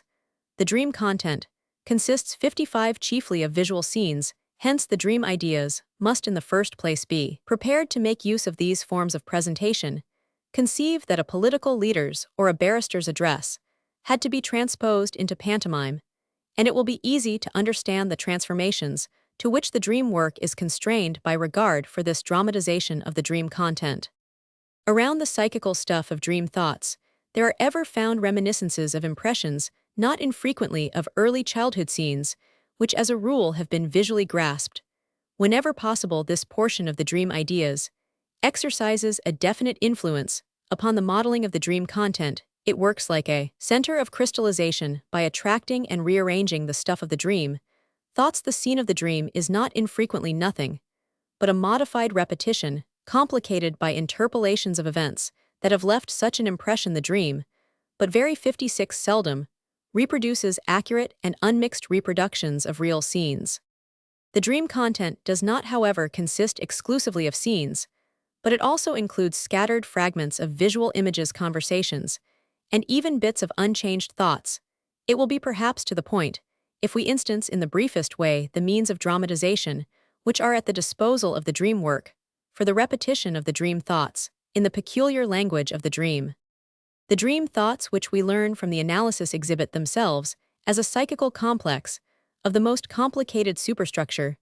Their parts stand in the most diverse relationship to each other. They form backgrounds and foreground, stipulations, digressions, illustrations, demonstrations, and protestations. It may be said to be almost the rule that one train of thought is followed by its contradictory, no feature known to our reason, whilst awake is absent. If a dream is to grow out 57 of all this, the psychical matter is submitted to a pressure which condenses it extremely to an inner shrinking and displacement, creating at the same time fresh surfaces to a selective interweaving among the constituents best adapted for the construction of these scenes. Having regard to the origin of this stuff, the term regression can be fairly applied to this process. The logical chains which hitherto held the psychical stuff together become lost in this transformation to the dream content. The dream work takes on, as it were only the essential content of the dream thoughts. For elaboration, it is left to analysis to restore the connection which the dream work has destroyed. The dream's means of expression must therefore be regarded as meager in comparison with those of our imagination, though the dream does not renounce all claims to the restitution of logical relation to the dream thoughts. It rather succeeds with tolerable frequency in replacing 58 these by formal characters of its own. By reason of the undoubted connection existing between all the parts of dream thoughts, the dream is able to embody this matter into a single scene. It upholds a logical connection as approximation in time and space, just as the painter who groups all the poets for his picture of Parnassus, who though they have never been all together on a mountain peak, yet form ideally community. The dream continues this method of presentation in individual dreams, and often when it displays two elements close together in the dream content, it warrants some special inner connection between what they represent in the dream thoughts. It should be moreover observed that all the dreams of one night prove on analysis to originate from the same sphere of thought. The causal connection between two ideas is either left without presentation or replaced by two different long portions of 59 dreams one after the other. This presentation is frequently a reversed one, the beginning of the dream being the deduction, and its end, the hypothesis. The direct transformation of one thing into another in the dream seems to serve the relationship of cause and effect. The dream never utters the alternative etherer, but accepts both as having equal rights in the same connection. When etherer is used in the reproduction of dreams, it is, as I have already mentioned, to be replaced by and. Conceptions which stand in opposition to one another are preferably expressed in dreams by the same element too. There 60 seems no not in dreams opposition between two ideas. The relation of conversion is represented in dreams in a very remarkable way. It is expressed by the reversal of another part of the dream content, just as if by way of appendix. We shall later on deal with another form of expressing disagreement.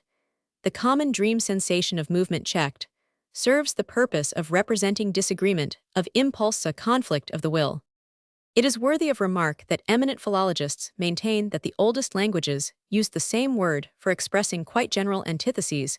In Roman 100 Abel's essay, Über den Gegensätze der Erwörter, 1880, the following examples of such words in English are given: Gleamgloom to lock down the downs, to step in his essay on the origin of language, linguistic essays, p. 240. Abel says, when the Englishman says without is not his judgment based upon the comparative juxtaposition of two opposites with and out with itself, originally meant without as may still be seen in withdraw bid, includes the opposite sense of giving, and of proffering. Abel the English verbs of command, linguistic essays, p. 104c.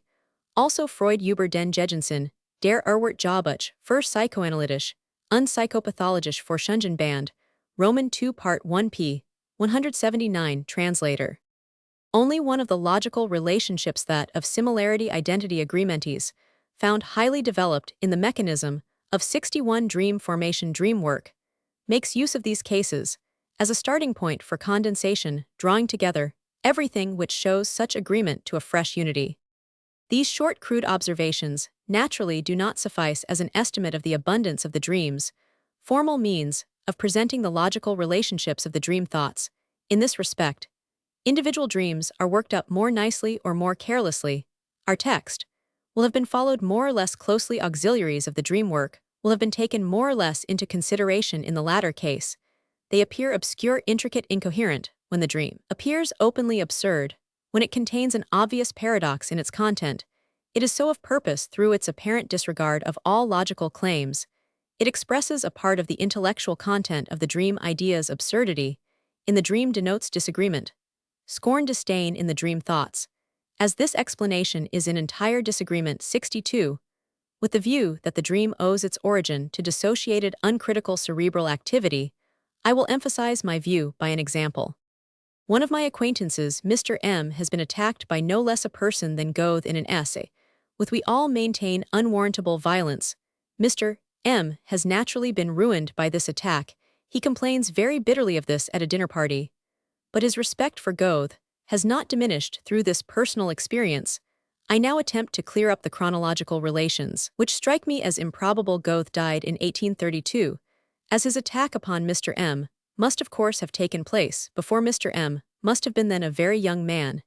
It seems to me plausible that he was 18. I am not certain, however, what year we are actually in, and the whole calculation falls into obscurity. The attack was moreover contained in Goethe's well-known essay on nature. The absurdity of the dream becomes the more glaring when I state that Mr. M is 63, a young businessman, without any poetical or literary interests. My analysis of the dream will show what method there is in this madness. The dream has derived its material from three sources. Mr. M, to whom I was introduced at a dinner party, begged me one day to examine his elder brother, who showed signs of mental trouble. In conversation with the patient, an unpleasant episode occurred without the slightest occasion. He disclosed one of his brother's youthful escapades. I had asked the patient the year of his birth, year of death in dream, and led him to various calculations, which might show up his want of memory. A medical journal which displayed my name among others on the cover had published a ruinous review of a book by my friend F. of Berlin. From the pen of a very juvenile reviewer, I communicated with the editor, who indeed expressed his regret, but would not promise any redress thereupon. I broke off my connection with 64 the paper in my letter of resignation. I expressed the hope that our personal relations would not suffer from this. Here is the real source of the dream.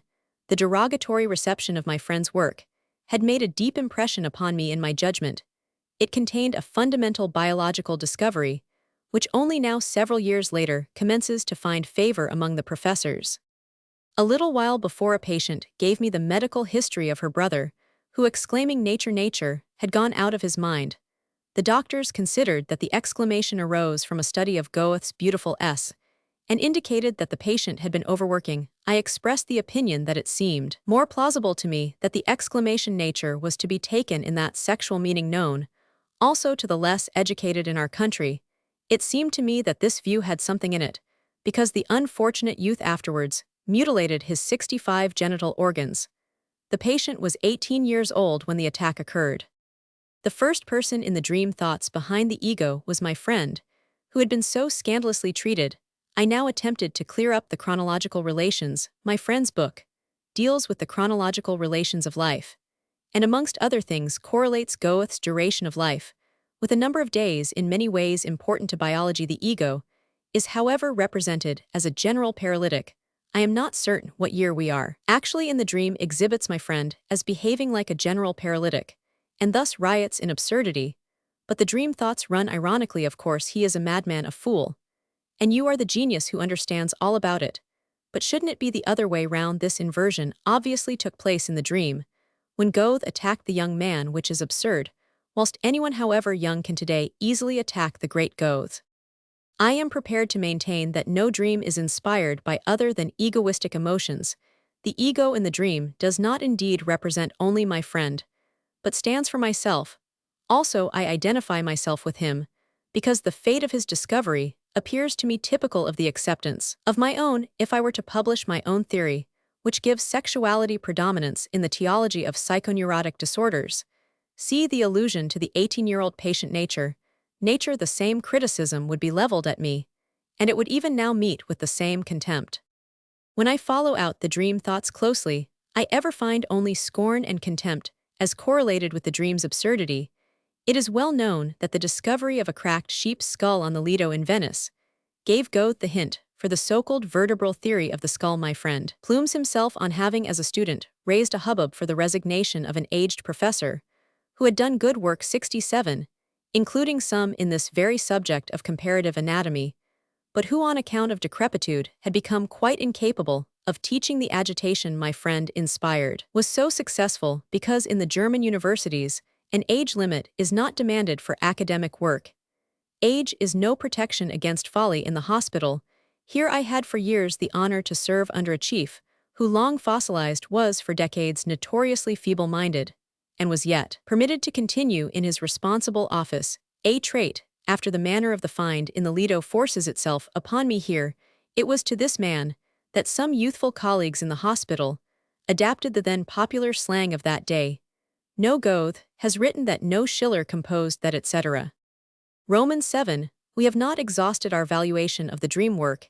In addition to condensation, displacement, and definite arrangement of the psychical matter, we must ascribe to it yet another activity one which is indeed not shared by every dream. I shall not treat this position of the dream work exhaustively. I will only point out that the readiest way to arrive at a conception of it is to take for granted, probably unfairly, that it only subsequently influences the dream content, which has already been built up its mode of action, thus consists in so coordinating the parts of the dream that these coalesce to a coherent whole, to a dream composition. The dream gets a kind of facade which, it is true, does not conceal the whole of its content. There is a sort of preliminary explanation, to be 69, strengthened by interpolations and slight alterations. Such elaboration of the dream content must not be too pronounced. The misconception of the dream thoughts to which it gives rise is merely superficial, and our first piece of work in analyzing a dream is to get rid of these early attempts at interpretation.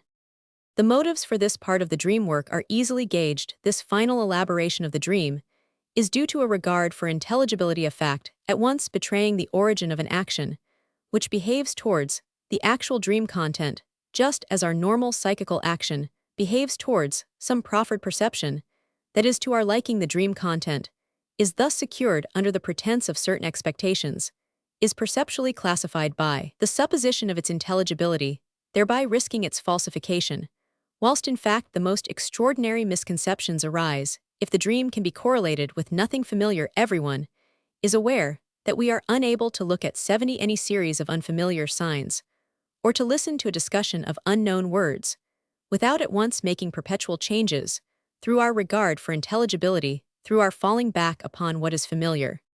We can call those dreams properly made up, which are the result of an elaboration in every way analogous to the psychical action of our waking life. In other dreams, there is no such action, not even an attempt is made to bring about order and meaning.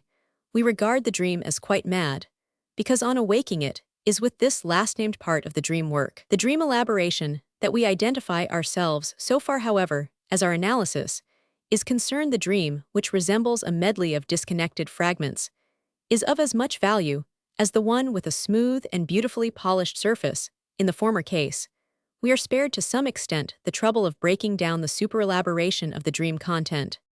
All the same, it would be an error to see 71 in the dream facade nothing but the misunderstood and somewhat arbitrary elaboration of the dream, carried out at the instance of our psychical life. Wishes and fantasies are not infrequently employed in the erection of this facade, which were already fashioned in the dream thoughts. They are akin to those of our waking life daydreams, as they are very properly called. These wishes and fantasies, which analysis discloses in our dreams, at night often present themselves as repetitions and refashionings of the scenes of infancy. Thus the dream facade may show us directly the true core of the dream, distorted through admixture with other matter. Beyond these four activities, there is nothing else to be discovered in the dream work.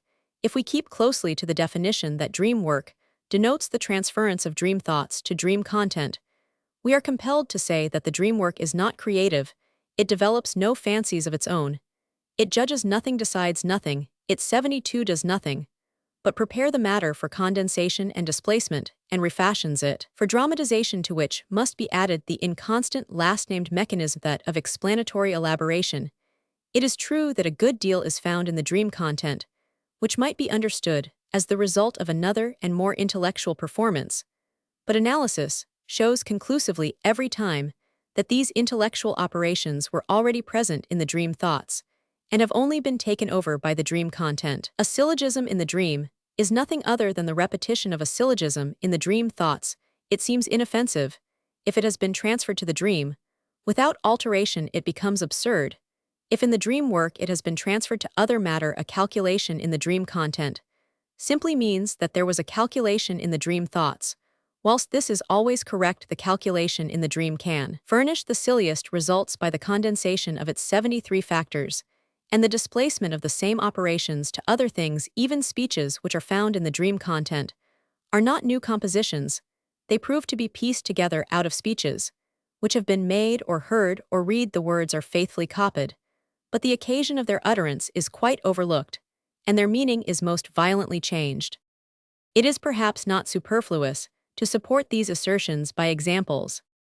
A seemingly inoffensive, well-made dream of a patient. She was going to market with her cook, who carried the basket. The butcher said to her, When she asked him for something that is all gone, and wished to give her something else, remarking, "That's very good," she declines, and goes to the greengrocer, who wants to sell her a peculiar vegetable which is bound up in bundles, and of a black color. She says, "I don't know that I want take it." The remark that is all gone arose from the treatment a few days before I 74 said myself to the patient that the earliest reminiscences of childhood are all gone as such, but are replaced by transferences and dreams. Thus I am the butcher. The second remark, I don't know, that arose in a very different connection the day before she had herself called out in rebuke to the cook, who moreover also appears in the dream behave yourself properly. I don't know that is I don't know this kind of behavior, I want have it. The more harmless portion of this speech was arrived at by a displacement of the dream content in the dream, thoughts only the other portion of the speech played a part, because the dream work changed an imaginary situation into utter irrecognizability and complete inoffensiveness. While in a certain sense, I behave in an unseemly way to the lady, the situation resulting in this fantasy is, however, nothing but a new edition of one that actually took place. A dream apparently meaningless relates to figures. She wants to pay something 75. Her daughter takes 3 florins 6 to 5 cruisers out of her purse. But she says, "What are you doing? It only costs 21 cruisers." The dreamer was a stranger who had placed her child at school in Vienna, and who was able to continue under my treatment so long as her daughter remained at Vienna the day before the dream. The directress of the school had recommended her to keep the child another year at school. In this case, she would have been able to prolong her treatment by 1 year. The figures in the dream become important if it be remembered that time is money. 1 year equals 365 days, or expressed in cruisers, 365 cruisers, which is 3 florins 6 to 5 cruisers. The 21 cruisers correspond with the 3 weeks which remained from the day of the dream to the end of the school term, and thus to the end of the treatment. It was obviously financial considerations which had moved the lady to refuse the proposal of the directress 76, and which were answerable for the triviality of the amount in the dream.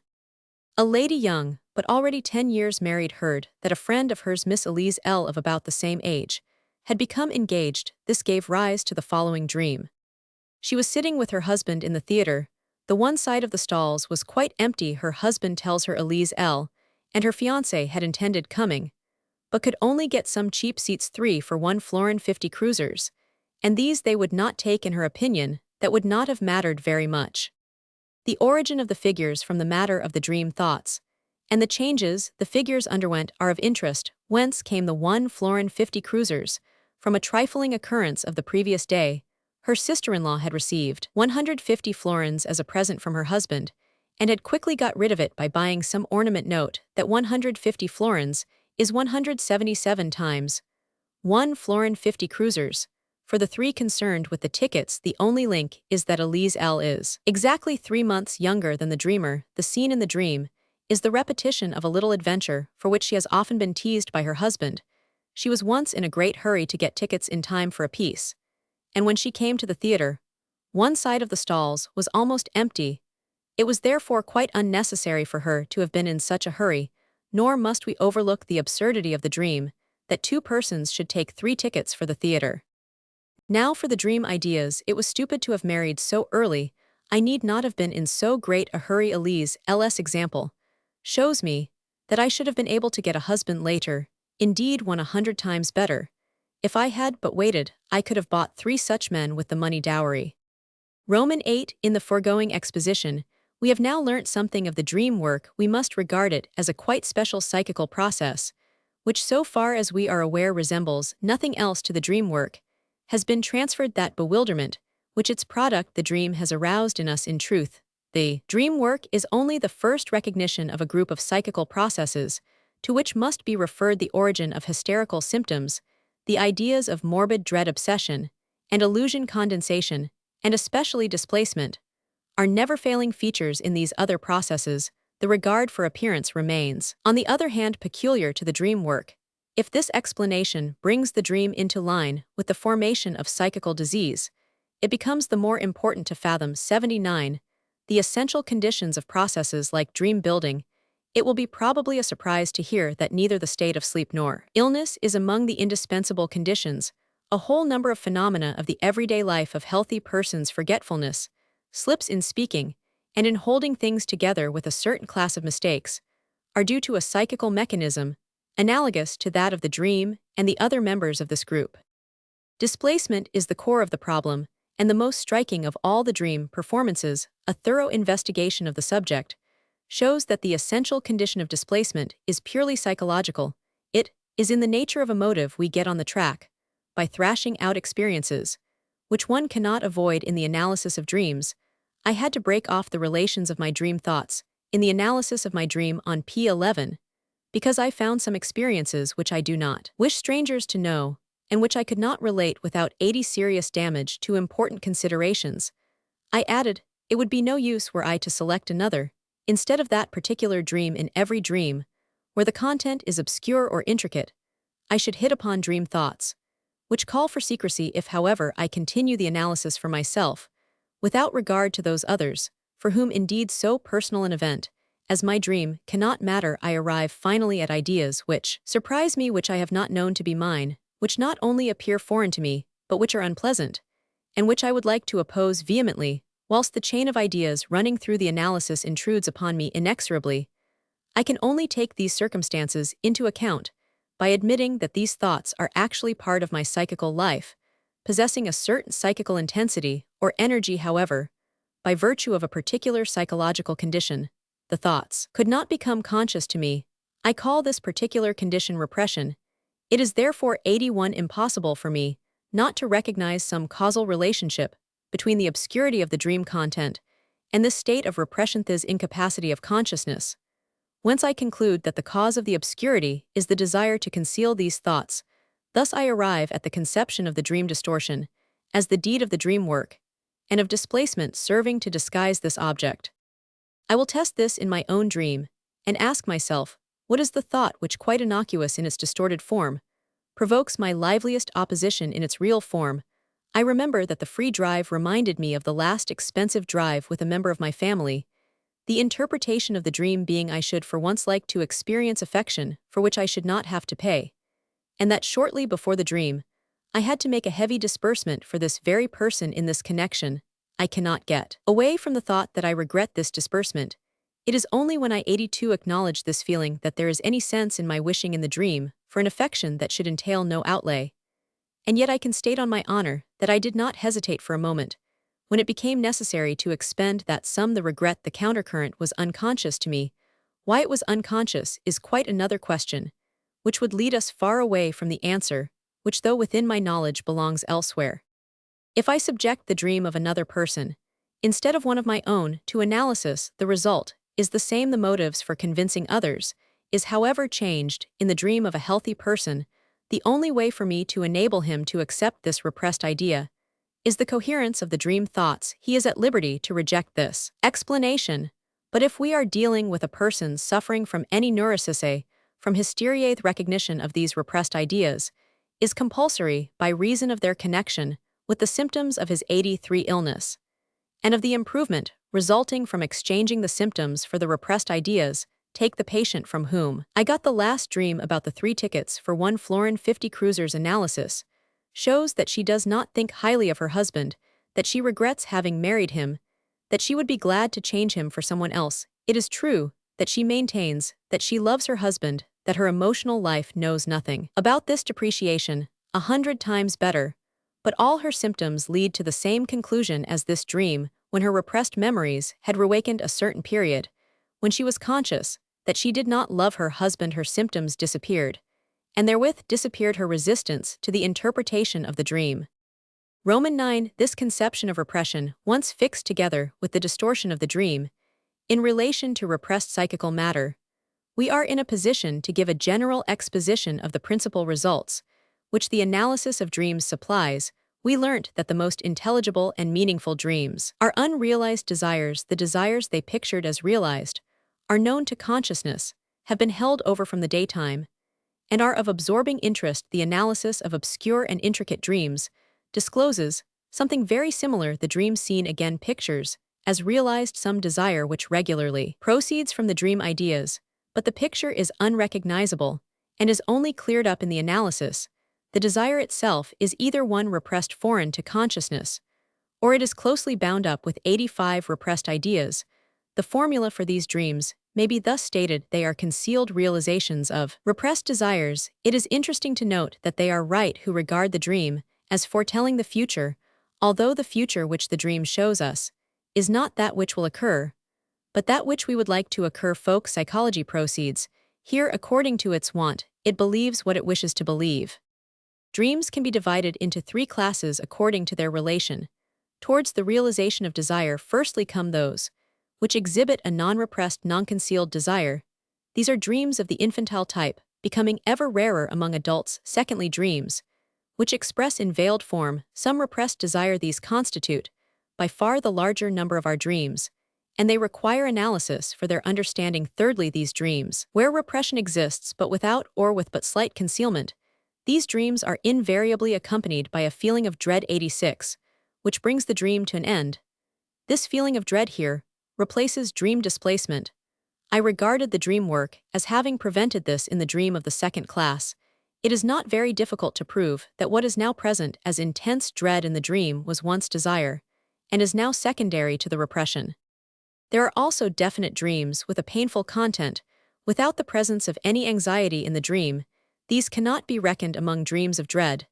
They have, however, always been used to prove the unimportance and the psychical futility of dreams. An analysis of such an example will show that it belongs to our second class of dreams. A perfectly concealed realization of repressed desires analysis will demonstrate at the same time how excellently adapted is the work of displacement to the concealment of desires. A girl dreamt that she saw lying dead before her the only surviving child of her sister, amid the same surroundings, as a few years before she saw the first child lying dead. She was not sensible of any pain, but naturally combated the view that the scene represented a desire of hers, nor was that view necessary years ago. It was at the funeral of the child that she had last seen and spoken to the man she loved. Were the second child to die, she would be sure to meet this man again in her sister's house. She is longing to meet him, but struggles against this feeling the day of the dream. She had taken a ticket for a lecture, which announced the presence of the man she always loved. The dream is simply a dream of impatience common to those which happen before a journey theater, or simply anticipated pleasures.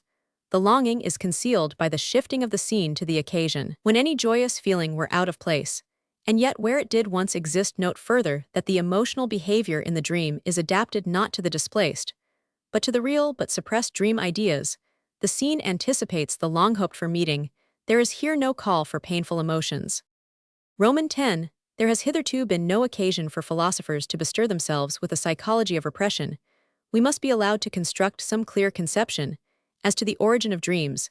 As the first steps in this unknown territory, the scheme which we have formulated, not only from a study of dreams, is, it is true, already somewhat complicated, but we cannot find any simpler one that will suffice. We hold that our psychical apparatus contains two procedures for the construction of thoughts. The second one has the advantage that its products find an open path to consciousness, whilst the activity of the first procedure is unknown to itself, and can only arrive at consciousness through the second one at the borderland of these two procedures, where the first passes over into the second. 89.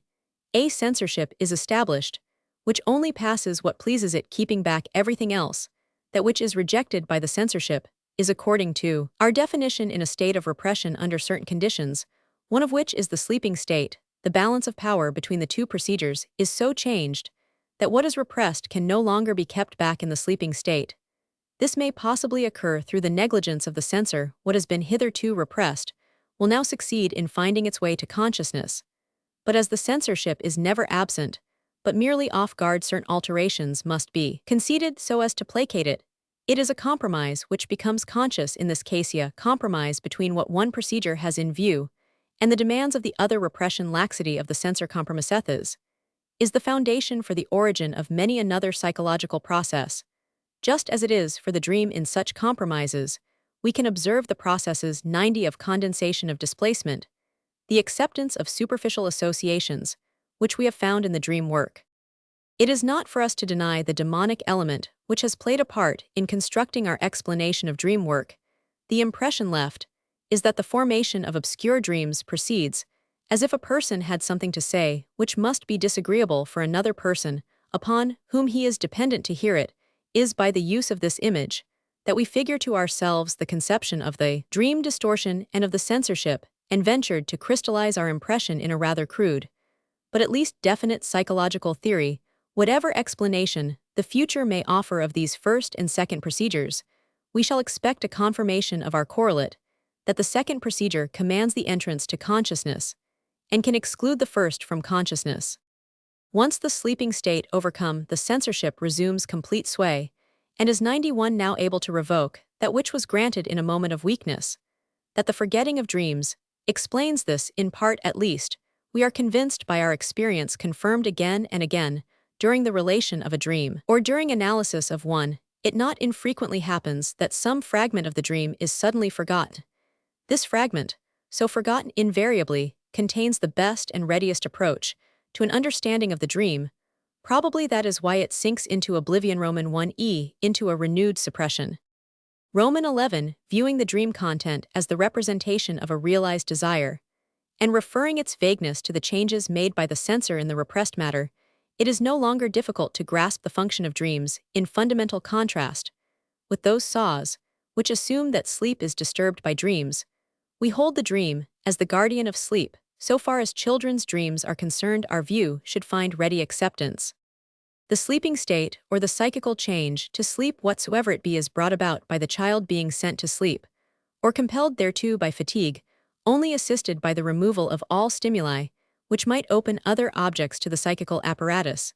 The means which serve to keep external stimuli distant are known, but what are 93 the means we can employ to depress the internal psychical stimuli which frustrate sleep? Look at a mother getting her child to sleep. The child is full of beseeching. He wants another kiss.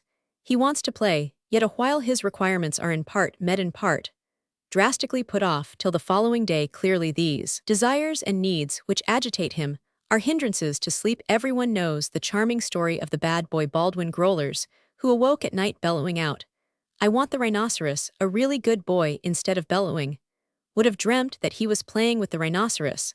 Because the dream which realizes his desire is believed during sleep, it removes the desire and makes sleep possible.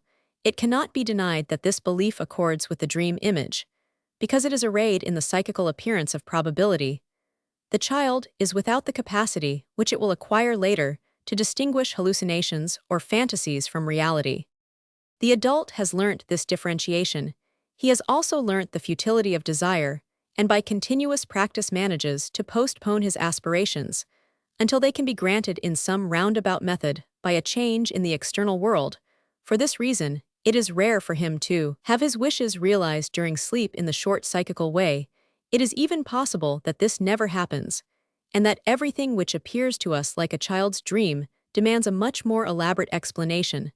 Thus it is that for adults, for every sane person without exception, a differentiation of the psychical matter has been fashioned, which the child knew not. A psychical procedure has been reached, which, informed by the experience of life, exercises, with jealous power, a dominating and restraining influence upon psychical emotions.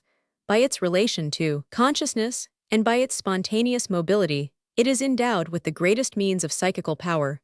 A portion of the infantile emotions has been 95 withheld from this procedure as useless to life, and all the thoughts which flow from these are found in the state of repression. Whilst the procedure in which we recognize our normal ego reposes upon the desire for sleep, it appears compelled by the psychophysiological conditions of sleep to abandon some of the energy with which it was wont during the day to keep down what was repressed. This neglect is really harmless. However much the emotions of the child's spirit may be stirred, they find the approach to consciousness rendered difficult, and that to movement blocked in consequence of the state of sleep. The danger of their disturbing sleep must, however, be avoided. Moreover, we must admit that even in deep sleep, some amount of free attention is exerted as a protection against sensestimuli, which might perchance make an awakening seem wiser than the continuance of sleep. Otherwise we could not explain the fact of our being always awakened by stimuli of certain quality. As the old physiologist Burdach pointed out, the mother is awakened by the whimpering of her child, the miller by the cessation of his mill, most people by gently calling out their names. This attention, thus on the alert, makes use of the internal stimuli arising from repressed desires, and fuses them into the dream, which as a compromise satisfies both procedures at the same time. the dream creates a form of psychical release for the wish, which is either suppressed or formed by the aid of repression, inasmuch as it presents it as realized. The other procedure is also satisfied, since the continuance of the sleep is assured. Our ego here gladly behaves like a child. It makes the dream pictures believable, saying as it were, quite right, but let me sleep. The contempt which once awakened we bear the dream, and which rests upon the absurdity and apparent illogicality of the dream, is probably nothing but the reasoning of our sleeping ego on the feelings about what was repressed. 97. With greater right it should rest upon the incompetency of this disturber of our sleep. In sleep we are now and then aware of this contempt. The dream content transcends the censorship, rather too much. We think it's only a dream and sleep on. It is no objection to this view if there are borderlines for the dream, where its function to preserve sleep from interruption can no longer be maintained, as in the dreams of impending dread. It is here changed for another function to suspend the sleep at the proper time. It acts like a conscientious night watchman, who first does his duty by quelling disturbances, so as not to waken the citizen, but equally does his duty quite properly when he awakens the street should the causes of the trouble seem to him serious and himself unable to cope with them alone. This function of dreams becomes especially well marked when there arises some incentive for the sense perception. That 98. The senses aroused during sleep influence the dream is well known and can be experimentally verified. It is one of the certain but much overestimated results of the medical investigation of dreams. Hitherto, there has been an insoluble riddle connected with this discovery. The stimulus to the sense, by which the investigator affects the sleeper, is not properly recognized in the dream, but is intermingled with a number of indefinite interpretations, whose determination appears left to psychical free will. There is of course no such psychical free will to an external sensestimulus. The sleeper can react in many ways. Either he awakens or he succeeds in sleeping on. In the latter case, he can make use of the dream to dismiss the external stimulus, and this again in more ways than one. For instance, he can stay the stimulus by dreaming of a scene which is absolutely intolerable to him. This was the means used by one who was troubled by a painful perineal abscess. He dreamt 99 that he was on horseback, and made use of the poultice, which was intended to alleviate his pain, as a saddle, and thus got away from the cause of the trouble. Or, as is more frequently the case, the external stimulus undergoes a new rendering, which leads him to connect it with a repressed desire seeking its realization, and robs him of its reality, and is treated as if it were a part of the psychical matter. Thus someone dreamt that he had written a comedy which embodied a definite motif. It was being performed. The first act was over. Amid enthusiastic applause, there was great clapping at this moment. The dreamer must have succeeded in prolonging his sleep despite the disturbance, for when he woke, he no longer heard the noise. He concluded rightly that someone must have been beating a carpet or bed. The dreams, which come with a loud noise just before waking, have all attempted to cover the stimulus to waking by some other explanation, and thus to prolong the sleep for a little while. Roman 12. Whosoever has firmly accepted this censorship as the chief motive for the distortion of dreams will not be surprised to learn, as the result of dream interpretation, that most of the dreams of adults are traced by analysis to erotic desires. This assertion is not drawn from dreams obviously of a sexual nature, which are known to all dreamers from their own experience, and are the only ones usually described as sexual dreams. These dreams are ever sufficiently mysterious by reason of the choice of persons who are made the objects of sex. The removal of all the barriers which cry halt to the dreamer's sexual needs in his waking state the many strange reminders as to details of what are called perversions. But analysis discovers that in many other dreams, in whose manifest content 101 nothing erotic can be found, the work of interpretation shows them up as in reality realization of sexual desires, whilst on the other hand, that much of the thought-making when awake, the thoughts saved us as surplus from the day, only reaches presentation in dreams with the help of repressed erotic desires. Towards the explanation of this statement, which is no theoretical postulate, it must be remembered that no other class of instincts has required so vast a suppression at the behest of civilization as the sexual, whilst their mastery, by the highest psychical processes, are in most persons soonest of all relinquished, since we have learnt to understand infantile sexuality, often so vague in its expression, so invariably overlooked and misunderstood. We are justified in saying that nearly every civilized person has retained at some point or other, the infantile type of sex life. Thus, we understand that repressed infantile sex desires furnish the most frequent and most 102 powerful impulses for the formation of dreams. 3. Freud 3 contributions to sexual theory, translated by A. Brill, Journal of Nervous and Mental Disease, Publishing Company, New York. If the dream, which is the expression of some erotic desire, succeeds in making its manifest content appear innocently asexual, it is only possible in one way: the matter of these sexual presentations cannot be exhibited as such, but must be replaced by illusions, suggestions, and similar indirect means differing from other cases of indirect presentation. Those used. Dreams must be deprived of direct understanding. The means of presentation, which answer these requirements, are commonly termed symbols.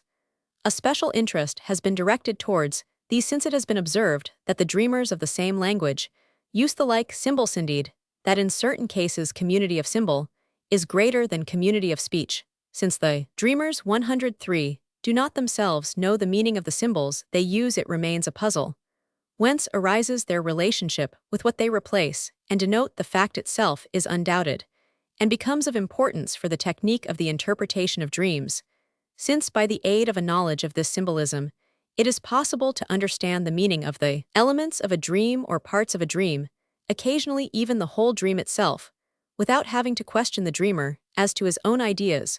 We thus come near to the popular idea of an interpretation of dreams, and on the other hand possess again the technique of the ancients, among whom the interpretation of dreams was identical with their explanation through symbolism.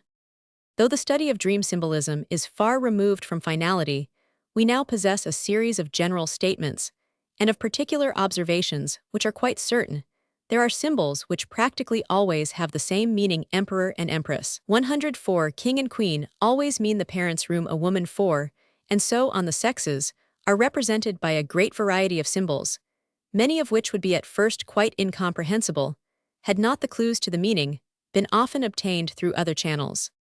The words from and to channels in the next sentence is a short summary of the passage. In the original, as this book will be read by other than professional people, the passage has not been translated, in deference to English opinion translator. There are symbols of universal circulation, found in all dreamers of one range of speech and culture.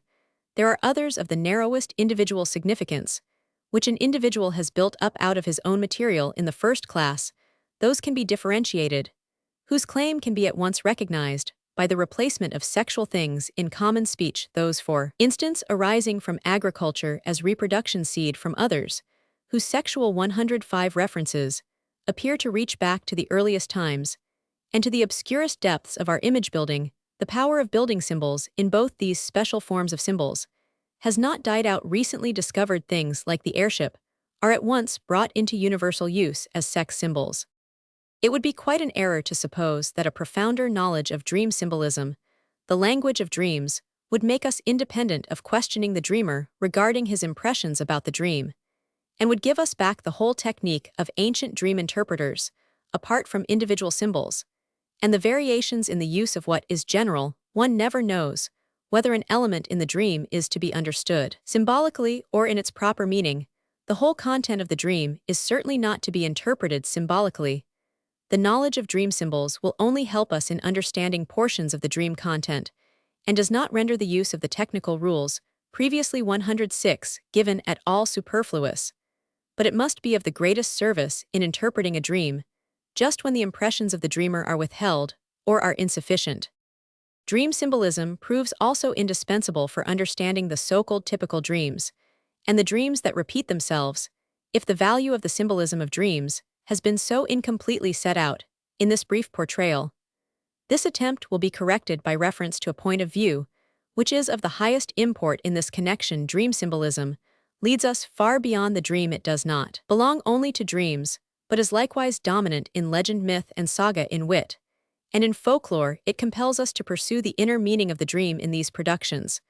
But we must acknowledge that symbolism is not a result of the dream work, but is a peculiarity probably of our unconscious thinking, which furnishes to the dream work the matter for condensation, displacement, and dramatization. Roman 13. I disclaim all pretension to have thrown light here upon all the problems of the dream, or to have dealt convincingly with everything here touched upon. If anyone is interested in the whole of dream literature, I refer him to the works of Sant de Sanctis I Sogni Turin, 1899, for a more complete investigation of my conception of the dream. My work should be consulted Die Traumdeutung, Leipzig and Vienna 3rd edition, 19115. I will only point out in what direction my exposition on dream work should be followed up. Freud, The Interpretation of Dreams, 3rd edition, translated by a Brill, London, George Allen and Company Limited. If I posit as the problem of dream interpretation the replacement of the dream by its latent ideas, that is the resolution of 108, that which the dream work has woven, I raise a series of new psychological problems, which refer to the mechanism of this dream work as well as to the nature and the conditions of this so-called repression. On the other hand, I claim the existence of dream thoughts as a very valuable foundation for psychical construction of the highest order, provided with all the signs of normal intellectual performance. This matter is, however, removed from consciousness until it is rendered in the distorted form of the dream content. I am compelled to believe that all persons have such ideas, since nearly all, even the most normal, can have dreams. To the unconsciousness of dream ideas or their relationship to consciousness and to repression are linked questions of the greatest psychological importance. Their solution must be postponed until the analysis of the origin of other psychopathic growths, such as the symptoms of hysteria and of obsessions, has been made clear.